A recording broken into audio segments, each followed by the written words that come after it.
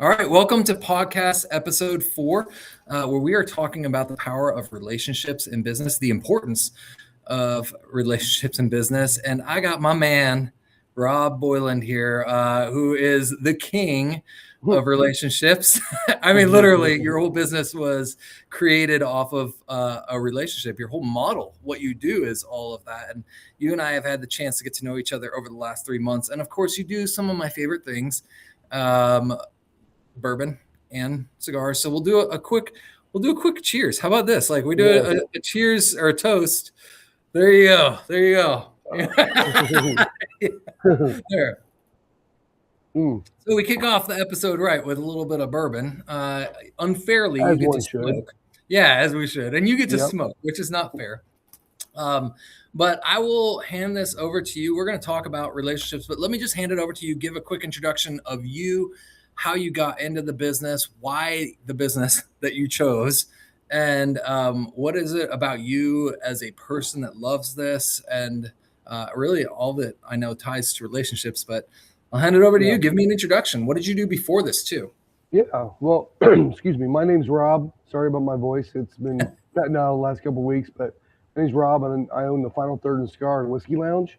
We're in Eagles, Indiana, Central Indiana, and the way I got into this was I had sold athletic equipment for about 30 years, and my focus in that business was always the relationships I was building, and honestly, I feel like, and we'll get into that more of the relationship side of it too. But I feel like relationships are really what business is all about. It should be all about. If you leave that part out, you're definitely not going to succeed. And during COVID, everything kind of at this point goes back to COVID. It's kind of funny now, but we It's a got sent home. landmark. It is. Yeah. It is. But it was a big time landmark for me as a business owner because got sent home from work. I was enjoying sitting on the back patio and working all day long, smoking cigars, and noon would hit and a little bit of bourbon might sneak out. So I was really enjoying that. And then we went back to work. I couldn't work from home anymore. So I put my notice in a couple weeks later and decided to go ahead and retire from that job and start getting into this world. And the reason why I got into this world was because every time oh shoot, sorry about that. We're getting beeps. That's okay. We all have cell phones. Okay, good. I just hope that one doesn't go nuts because that one gets a lot of text sometimes. But is that bothering you on your side? It's loud on my side, but you know what? Like, let it roll. Let me mute it real quick here. Sorry about this. You're good. I think everyone needs a little bit of humor in these podcast episodes. I mean, you do your own podcast, which is a little bit of the reason why I started doing this, and yours is so natural. I think that it's really important to be natural in this, like Yeah. Well, yeah. if it keeps going, I'll have to figure out how to shut the thing off. But during that time when I decided to start doing this, I would actually go to cigar lounges and just get to know people there. And I found out pretty quickly that relationships just naturally happen in a cigar lounge. People tend to open up more, especially guys. Guys don't tend to open up very much in business and in life in general. But a cigar lounge, it's a very safe environment, and it feels like everybody just wants to talk and get to know each other. And you're also tied to an hour and a half to smoke your cigar and have your glass of bourbon. And so it forces you to slow down, relax. And that's what really helped me too in my health, because it doesn't sound like right now, but in my health, I've been a diabetic my whole life and suffered from migraines my whole life. And once I started smoking cigars on a daily basis, my migraines kind of went away. Yeah. And it's pretty amazing. The more research I do, the more I realize how medicinal cigars really are for you. You should tell my friends and family that, by the way. I know. I need to I try to increase tell the them all amount. the time. Yeah. But really, we got started because it was a passion for me, cigars and whiskey, especially at that time, cigars more so. Just because I had developed a lot of friends in the industry by reviewing cigars for a while, and it just became a natural stepping off point to stop working for a paycheck and start working for something I was passionate about. Yeah. And people are my driving passion. You know, Yeah. I love seeing community happen within the building and outside the building too. But that's the one thing I felt like really drove us. When we decided to start this, my goal was to find a smaller community that we could help grow. That a community that wanted to grow, help them grow by bringing customers in, building community within that atmosphere, and we feel like we've done a really good job of doing that in a very very small community. Yeah. It's interesting because when I went off and started my own business, actually, I bought a business 10 years ago. I just was correlating. It was similar to your COVID experience. That's how I ended up in Ohio, by the way. I came up here for a business, but I had quit a job and I was sitting with a friend smoking cigars. I won't tell you how many cigars a day, although you wouldn't care. It was probably like 3 or 4 cigars a day, which is not bad. But like we would sit and play poker and then go get Mexican food. Literally for 3 months straight. I took a 3 month sabbatical. We did this and smoked cigars and did our thing. And then from that, I was like, I got an idea. I'll go start a business or I'll go buy a business. That's what I want to do with the rest of my life. And I think the other thing that comes from a cigar lounge and bourbon and all of that, and you're right, guys just don't open up. Like I'm notorious for closing up. Like you put anything scary in front of me, and I'm like, all right, time out. Like I'll give you like a little like superficial Dave, but like you're not gonna get the deep Dave, right? Yeah. But cigars like open that up, and it like helps people. Like it relaxes you. It helps you think through things. But there is something different about your place because there are cigar lounges. You walk in, and it's a transaction. I mean, it's a straight up transaction. For you, it's very different. Like this hit you so hard to do relationships. I mean, it is at the core of everything you do. It's your purpose of who you are as a person. That you've even had people say, "How do we replicate your model?" And like for you, you literally grew this business organically around the relationship. Can you talk about what that looked like in year one to all the way you're at year four, right? Yep. Year four. Yeah. Starting So year like five this year. relationships take time, especially in Yep. your world, because it's not just your relationship with them, it's them building relationships that then like multiply and it snowballs. What did year one look like, your first year open? And then like, what does it look like now? And how have you seen it evolve? In all honesty, our approach has never changed. Our approach has always been we want to cultivate community, um, just in a natural, organic way, Mm, and cigars and whiskey are the vehicles to get there. yeah. So we offer a business selling whiskey and cigars that will allow us to bring people in to build community, and the number of friendships that happen on a daily basis just because they came here is pretty rewarding. And I just I we could have sold anything. We could have done Yeah. anything. And tried to create this model, and I think it could work because, again, like you said, most businesses it's about making money, and it should be about making money. I get that. Yeah. Your business. Yeah. Um, but if your goal is only to make money, you're not going to succeed because, you know, it's easy to make money. It's hard to maintain making money. Yeah. If that makes sense. You Yeah. know, you can always get one sale, but that second sale might not come if they didn't have a good experience. Right. It's interesting because we talk about this. We teach a class here in our business, and we talk about like your purpose. And as a business, you got to know your core purpose before you start anything, and then you got to talk about how do you position that purpose in the market, and how does the market define you, and how do they like if they walk into your business, do they actually see that you are what you say your purpose is, and you can feel it when you walk in your business. I saw this with musicians in the musician world. I used to play a lot more and I played professionally and did all that. Like people, I'm not the best bass player in the world. I love playing bass and I think I'm pretty good at it, but like I'm not the best bass player in the world. But people always talk about this in the music world. It's not about your talent or your skill set. It's about if you're a cool hang.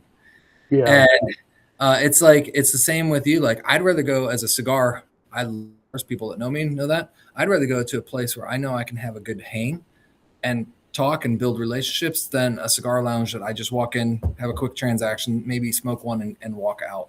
Right. Um, Right. so talk a little bit about maybe from a business perspective, because you do get business owners talking to you, and you Yep. get people like you're different than me. You're a retail store. So Right. like you get people selling to you way more than people sell to me in my Right. location. Um, maybe talk about, don't name names, but talk about maybe an experience where you could tell that they were very transactional, not relational, versus like, the time someone spent building the relationship and how the difference you experience as a customer buying their product. How does that impact you? Like, how does that relationship look? Because you got people selling to you all the time. Oh yeah. Um, Honestly, it drives me away more than it brings me in. That if somebody came in from a brand that I was really looking for, whether that be whiskey or cigars or whatever, Yeah, and I really want that cigar, I might overlook a little bit of that because I really want it. But yeah, I've turned away brands that are fantastic, amazing brands because the sales rep or the owner of the company were just not not doing it the way I'd want to do it, or just I don't want to say it rudely, but say it being rudely. being assholes, just or they really just care, they care about themselves and they don't care about the Yeah, industry and things like that. And there's a few brands that I don't have in here that people always ask me about. And I'm like, no, I'll never have that one in here, and I don't want to ever crap on someone's brand because obviously that's someone's baby. yeah, It's their business, and they can do it however they want to. But I also have the choice to whether I'm going to buy it or not. yeah, And on the flip side of that, I've got some absolutely amazing reps that I trust, and they'll tell me, you know what, this new release is coming out, and it's okay. yeah, It's not great, and they'll send me a sample. I'm like, yeah, you're right, it's okay. I'll get a box, but I'm not getting a lot of them. And but if they tell me this is going to be a banger, I don't even have to try it. I just go ahead and get it because really. because I've gotten to the point where those relationships are built, the trust is built, and they're not just trying to sell me. They're now learning me, learning what my clientele wants, Yeah, and then they're able to cater their sales tactics towards relationships yeah, and what I know I need, and those are the ones I appreciate. We had some really great reps, and yeah. like I said, I've turned away some reps that are killing in the industry that I just don't like. Yeah. It's interesting too. Like if you think about it, sales is so hard. And when we talk about relationships, I really hone in on sales because I'm a firm believer that your business, you could have the best business in the world. And if you do not build relationships, it's not going to take off. I Like agree. you cannot multiply, you cannot scale, you cannot do it. Like people will ask us, well, how did you find, these clients or how did you build this network? And it really comes down to like, we love spending time with people in relationships. I mean, you know this. We met because Yep. I got a barrel of bourbon. And I got a Right. barrel of bourbon so that we could start having, oh, I'm so jealous of your cigar. I got it so that Sorry, we could buddy. start having hangout time with people. And I know like people like they don't want to feel like they're being sold or like it's cheesy or some Right. tactic. Like we start hanging out, we get to know each other at a personal level, and it'll evolve. And if it doesn't, I made a friend in the process. It's Right. like, you know what I mean? And so when I think about it from like that perspective, we've got a lot. Our audience is very much a lot of brand new entrepreneurs or people that are in young businesses or smaller businesses, whatever that might be. Um, Sales is hard. What advice would you give them? I just envision in my head, I've been there. I've been the sales guy, by the way, that was like desperate for money or desperate for a sale or desperate for revenue or like, I got to grow my business so I can make money, whatever. Like, I've been in that spot before. And man, the awkward Dave comes out. Like, Yeah. it's just not myself comes out. Yeah. Like, what would you recommend a brand new startup or an entrepreneur that's small, that is really trying to figure out? It's great we talk about relationships, but what does that look like? How can you tell the difference between someone that's actually working the care of the relationship versus like someone that's just trying to sell you something? How can you Yeah. tell? I I feel like it's pretty easy, honestly, because and honestly, I take a different tactic on sales. I think sales is easy. Yeah, Um, Reason why, if you're focused on in sales, you're focused on all you're doing is trying to get the dollar, get the dollar, get the dollar, make the sale, make the sale. You've already lost. You're already at the point where you're trying to push a product before you're actually trying to build a relationship. Yeah. Sales is not quick, but sales is easy. If you're honest and you build that relationship, and by the way, if your customer comes to you and says, "Hey, I found this other customer or other company came to me and said they have the same thing and it's half your price," I always used to tell my customers in my last job, "Well, try it, man. If it's better, that's better for your Yeah. business. Go for it."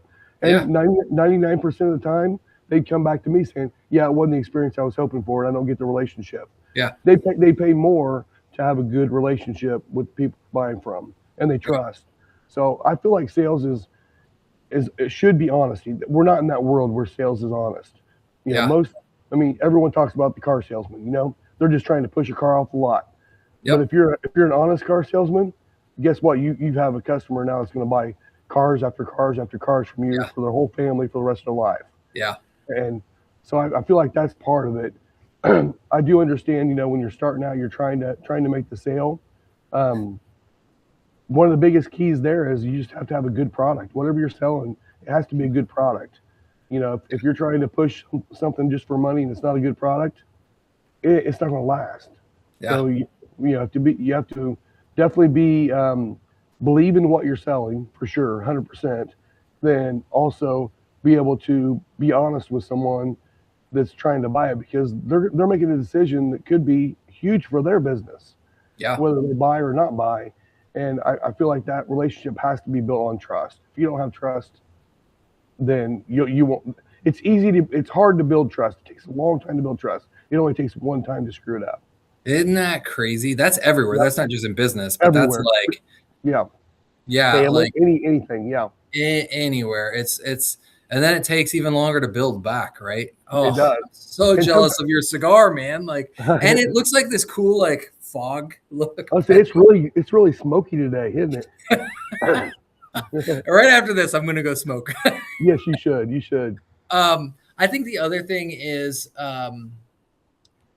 people want to be heard. So if I'm Yeah. talking, one of the things I've learned is that if I'm talking, number one, like in sales, I used to be really bad at it. I still consider myself bad at sales, but not for the reasons that I think most people are. I just don't like closing deals. Like I don't like asking for money. That's like a personality thing. So I just don't do it. But Yeah. I think from the rest of the relationship, I'm great. Like I can create relationships, do the different things. I just don't get to the final spot. I don't like to do that. But I think one of the things that is really important in sales is listening. And it's not listening for how you can pitch something. It's listening to what their needs are. I Exactly. made Yes. this mistake so early on as I was trying to sell some stuff. I went in to help understand what I sell versus going in and listening to what they need and asking questions. Like a good salesperson, a good relationship is not coming in talking, yep, yep, yep, yep, yep. Like they're actually coming in and asking questions Right. that guide to where like the best solution is. And I think you can feel the difference. Like if someone walks into your store, you can tell if they're just like going to tell you what you need to do versus like, are they truly like listening to what you need? Yeah. Yep. 100%. I agree with 100% of that.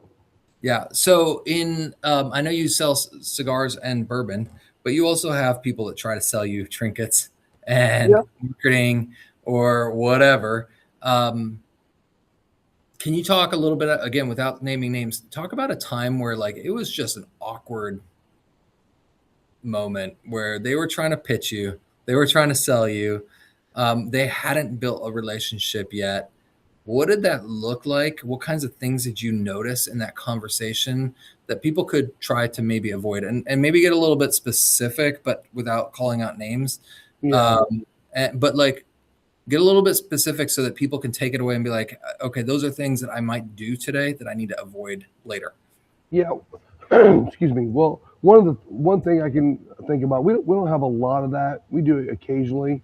But my business is relationships. So I never try to, pawn someone off or shun them away because I don't like what they sell.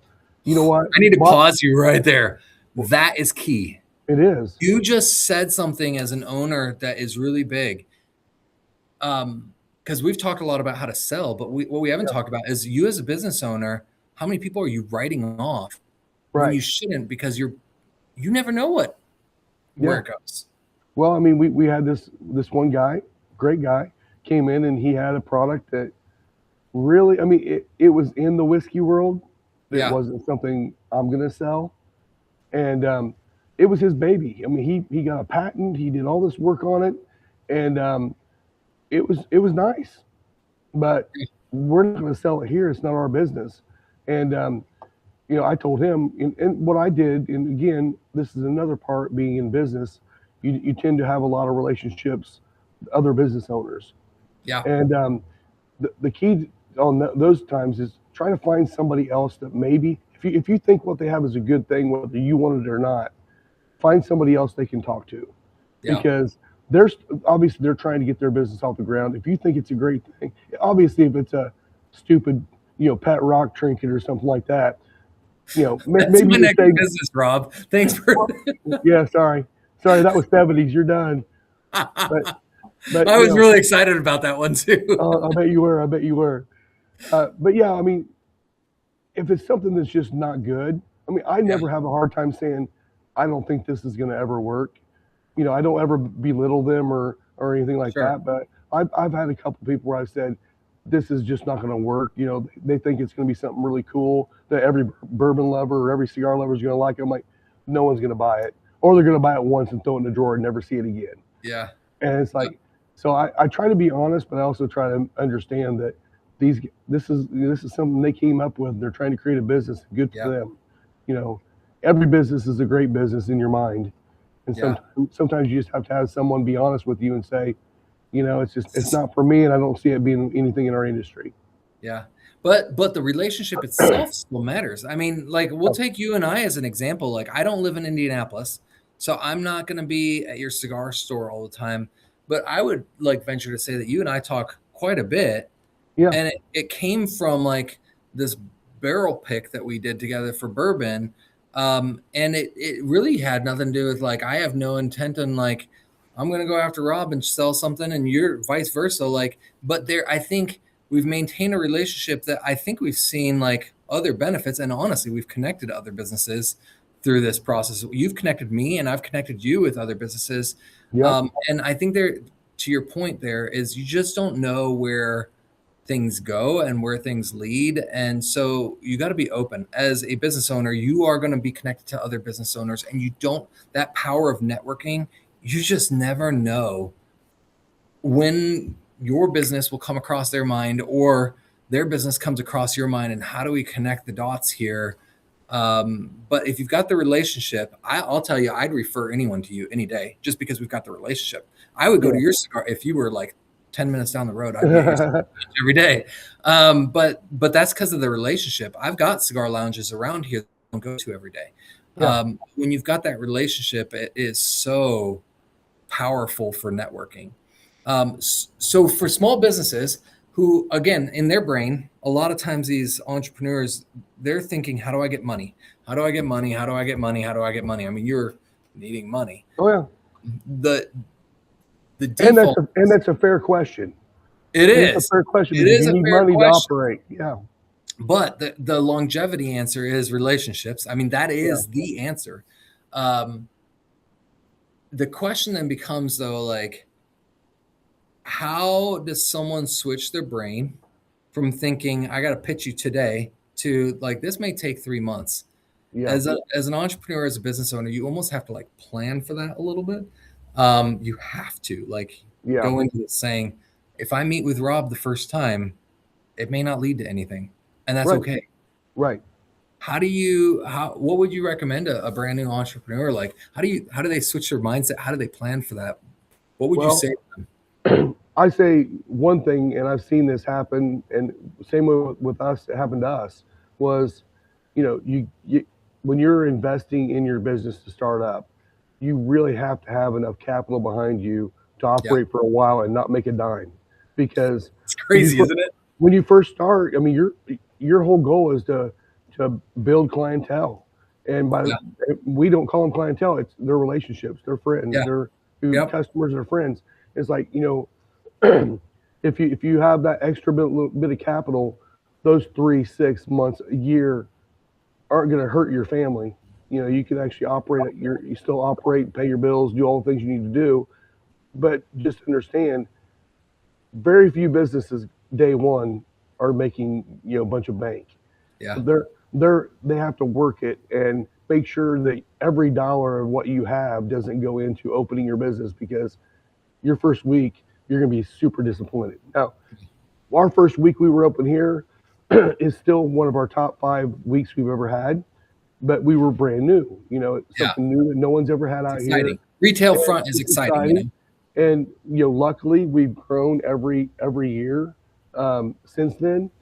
We actually got to where we are right now quicker than I expected, which Yeah. is great. But it also was a lot of time. I'm an introvert, and I'm working in a massively extroverted world.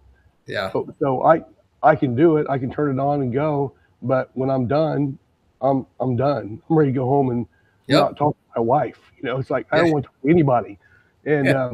but that's the thing, is you have to figure out what you're willing to do, but make sure you have that funding to build it, because you don't want to. And you've seen this many times. I know you Yeah. have. You see a business open up and they're struggling, but they put everything they have in it, all their entire retirement, everything into it, and then they start cutting corners to try to make money. And as Yes. soon as you hit that point, you've already lost your business. Yeah. It's really hard to dig out of that. That is, I think you just hit the nail on the head. You can plan, you can build processes, you can do all this stuff, but honestly, what's going to build your business is the relationship. Yep. But if you don't have money to ease your mind of like for my business, we absolutely went into it and I was like, all right, my first 6 months, I'm functioning at a loss. Like I actually planned it in my forecast. I am not making a single dime. I actually baked into my forecast. I didn't make a single dime for the first 4 months. Right. Like not $1 came into my business, right? Like I planned for that. Like, but you also got to plan for like a year and how do you ramp up? And I think you're right. Like if you have the pressure of I have to have money, and you haven't planned out your forecast correctly, you're going to start cutting corners. Yeah. And your conversations look different. But like my first business I did, that was my mistake. I was cutting corners because I felt the pressure, Yep. And then my second business that I did, like it was an existing business. I bought the business, so it already had revenue. But then I started getting ahead of myself in my forecast. And then the money put the pressure on. And so I had different conversations. In this business, I approached it straight out the gate differently. I was like, this time I'm going to focus on the relationship. Like at this point, like everything else will come, but I have to bake in the time to let it like grow. Yeah. Well, and on the flip side of that too, relationships don't only matter in business. Yeah. The bottom line is, if you're going home to a spouse or significant other, whatever that looks like, and they're not on board with what you're doing, then at some point it's going to come down to you got to make more money. Yeah. And so you have it, I have it, a supporting spouse that is all about and believes in us to do this. You have to have that. So that has to be a conversation you have before you ever start a business, because if you wait and start your business and then all of a sudden your spouse is not enjoying what you're doing, it's going to be a tough road. And by the way, when we talk about money, we're not going to share numbers on here, but like you and I have talked numbers before, but we're not talking like, hey, you need to have $10,000 or $20,000 saved. Like you're talking several $100,000, maybe more, depending on the business you're starting. You need to have, I would say, at least a 1-year runway financially, where you just assume you're not going to make $1 in a year. Just assume it. And that will relieve you so much, because anything that is there is almost gravy in your first year. And if not, there's other ways to go about it. Like you can continue working a job while you're building, but at some point you're going to have to go full time because it needs you and what you do. Yeah. And then you got to think about how that looks. But I guess the point is the minute financial pressure hits, the minute relationship pressure hits, the minute if your spouse isn't on board with the finances, the minute any of that hits, man, you start cutting weird corners, and it does show up in your conversations, and all of a sudden you're hurting. You're almost shooting yourself in the foot a little bit. Yeah.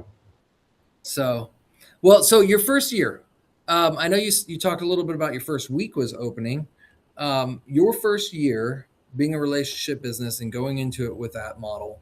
I know you had a lot of overhead costs and startup costs that went into Hmm. this. We've talked about that, but um, what did the foot traffic in your store look like versus today?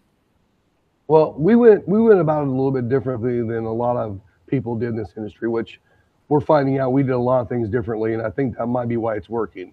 Yeah, Was we didn't do a lot of advertising, we didn't do a lot of billboards and pay for a bunch of advertising. I know some businesses you have to do that, restaurants, stuff like that. You definitely have to do that. I wanted it to grow organically because first of all, this is the first time I've done this, so yeah, it's like I wanted to make sure that what I was doing, I'm doing it slow and I'm doing it right and not slow yeah. rolling it. But gosh, I was going with a point with that, and I just it got out of my It's the brain. bourbon. This is the best part. Is like you can be drinking bourbon, and all of a sudden you're like, "What was I saying?" I was just thinking, man, that cigar just tasted really good. So, I but know. I'm going to be having one here in about 5 minutes. So. yes, yes. But yeah. What was that question So again? the Because question was, what was your foot traffic at the yeah, beginning yeah, okay, okay, versus where it is today? And yeah. yeah, So like I said, we focused on just naturally organic growth. Word of mouth, a lot of that. We obviously do social media. Honestly, I would never be on social media if it wasn't for business. But yeah, if you have a business, you have to be on social media. yeah, Whatever platform works for your industry, you got to be on it. yep, And to develop that traffic, the biggest thing is start off where you want to be, because if you start off and like us, we were focused on relationships, you know. So if I focus on relationships and I do it right, and people come in and feel like they're valued, guess what? They're our new salespeople. They're out yeah. selling people to come into our It's place crazy, because isn't it? they love it. And so we slow rolled it, and there's still people that come in here that live 10, 15 minutes away that say, I didn't even know you were here. And it's like, that's great. And then Yeah, now they're regulars because they found us. yeah, Uh, so I mean, but that, like I said, that doesn't work for every business, but for us, that was definitely the way we wanted to do it. And also, like I said, we were brand new to this. We've never owned a bar, never owned a cigar lounge, never owned retail. My yeah, wife, she's owned a bookkeeping business for almost 30 years, and she's done that. But again, that's a whole different type of business. yeah, Luckily, she does our books, which is even better for yeah. us. Um, Save some money. but some other things for, and I was just thinking about this a minute ago too. Some other things for businesses too that might be different than ours. We bought the building we're in, and Mhm. again, that's a big capital expense right up front that you have to pay off every month. And some ways around that is you lease.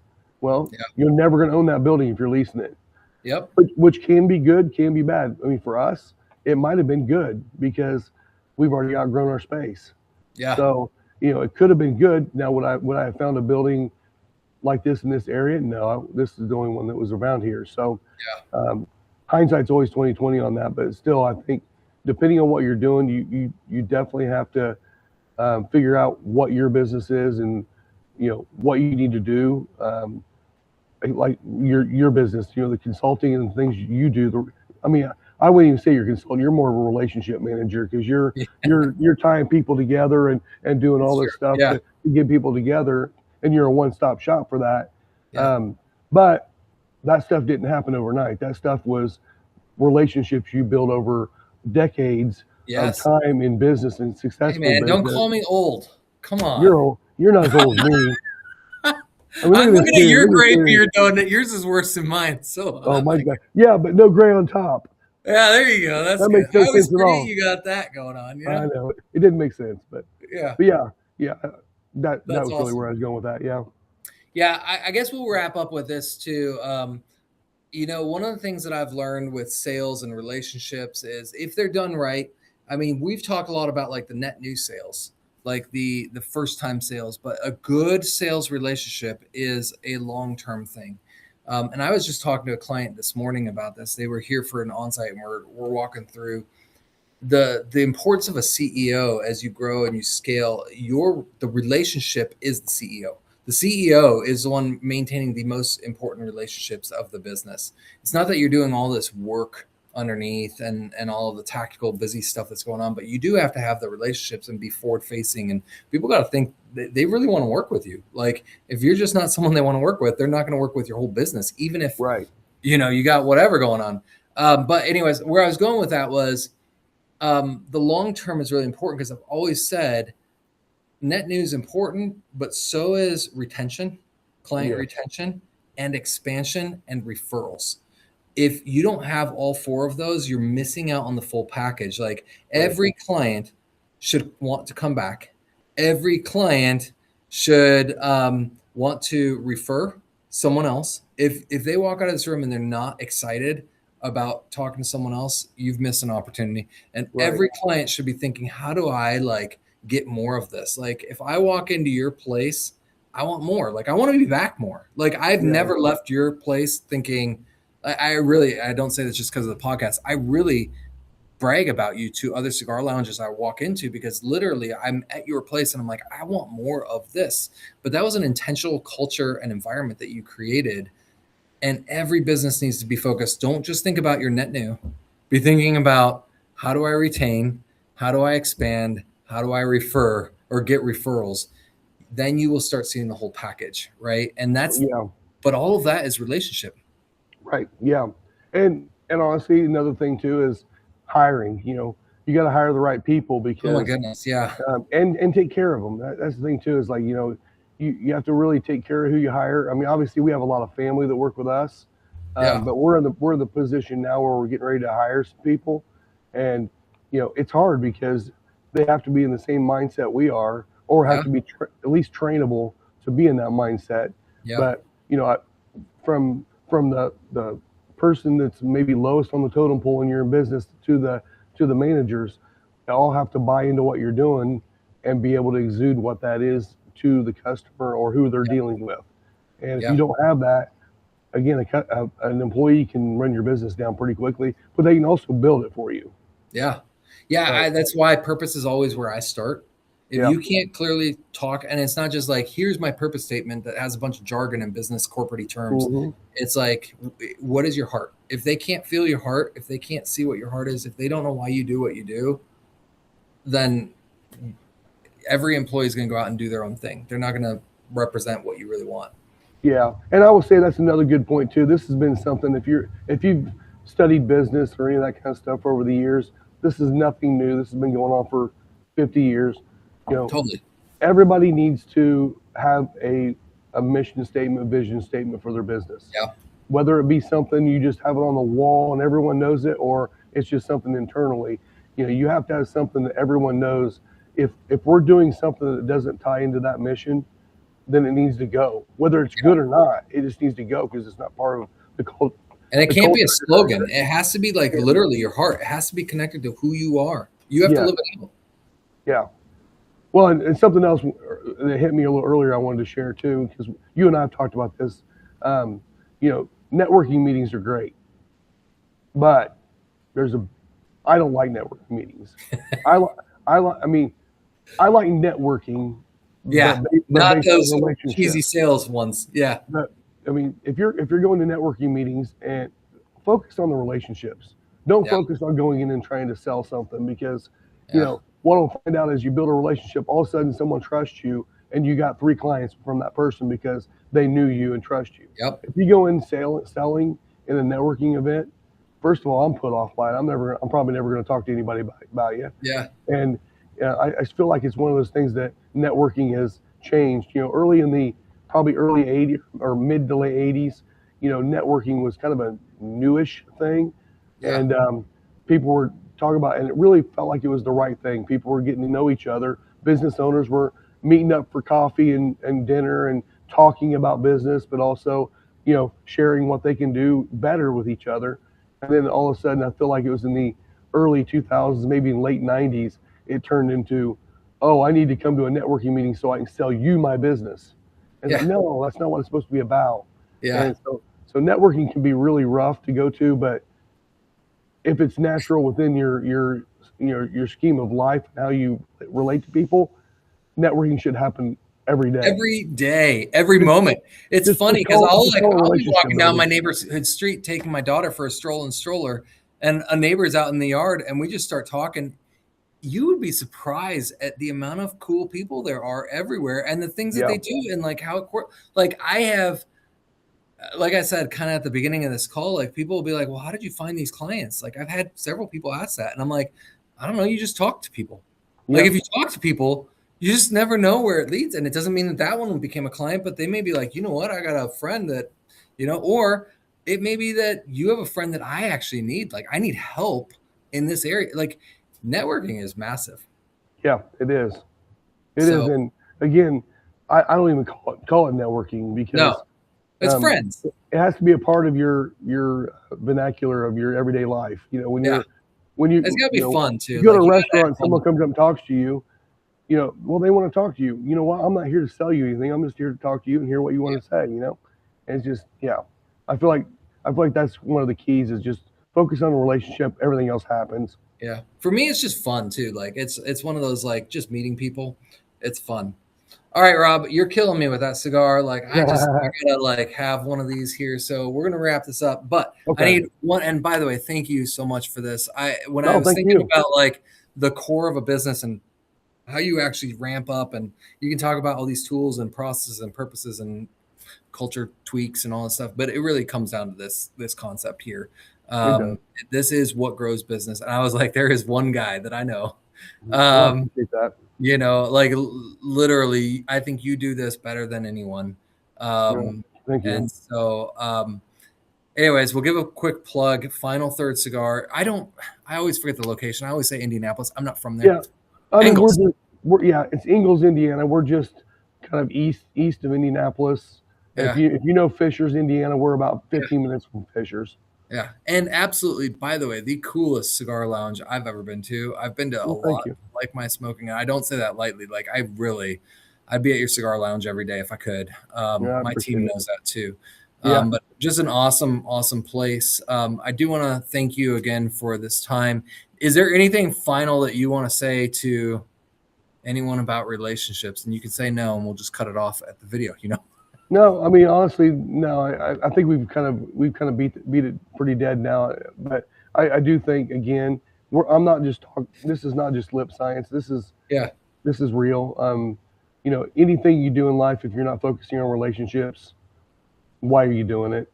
Yeah. It's not worth doing. So, and business is, again, it's not successful unless you focus on the relationships. Everything else happens. Yeah, it's awesome. Well, Rob, thank you. I appreciate your time. You and I'll be catching up soon. But for those that have joined or have watched this, check out Final Third Cigar. I love it. If you're a cigar fan, huge place. I always get boxes of cigars from Rob. I won't tell you how fast I go through them, though. Yeah, it's okay. It's okay. It's okay. Yeah. All right. Well, appreciate it again. We'll be talking soon. Thank you. All right. Cheers, buddy. See you, man.